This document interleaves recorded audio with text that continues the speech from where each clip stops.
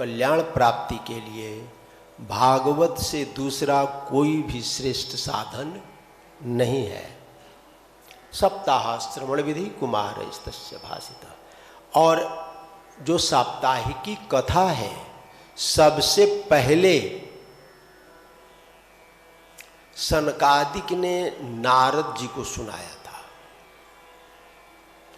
यद्यपि हम ये कह सकते हैं कि इस कथा के पहले 2 बार और साप्ताहिकी कथा हो चुकी थी। एक बार सुखदेव जी ने राजा परीक्षित को सुनाया था और दूसरी बार गोकर्ण जी ने धुंधुकारी को सुनाया था और तीसरी बार सनकादिकों ने नारद जी को सुनाया था। 2 बार का जिक्र नहीं है। साप्ताहिकी विधि का प्रसंग प्रथम बार सुनने का श्रेय, सुनाने का श्रेय सनकादिक और नारद को जाता है, क्योंकि सुखदेव जी परमहंस थे। उनके द्वारा भी साप्ताहिकी विधि के श्रवण का प्रचार प्रसार नहीं हुआ। और परीक्षित जी मृत्यु के पश्चात वैकुंठ चले गए तो उन्होंने भी भागवत के महिमा का वर्णन नहीं किया।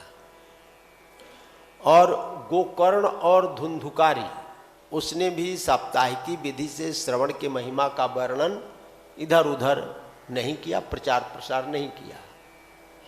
और जो गोकर्ण जी थे वो भी भगवत स्वरूप प्राप्त करके भगवान के धाम को चले गए। इसलिए वो दोनों कथानकों को, दोनों कथाओं को भागवत के साप्ताहिकी विधि के प्रचार प्रसार का हेतु नहीं माना गया।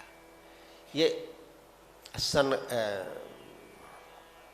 सनकादिक और नारद के द्वारा जो भागवत सप्ताह हुआ, ये क्योंकि कथा मात्रैक जीविनः, सनकादिक के लिए भी कहा जाता है कि वो हमेशा कथा का प्रचार प्रसार करते रहते हैं।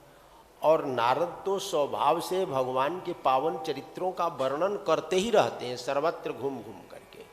तो नारद और सनकादिक को ही भागवत के साप्ताहिकी विधि से श्रवण करने का, कराने का, प्रचार प्रसार करने का श्रेय प्राप्त है।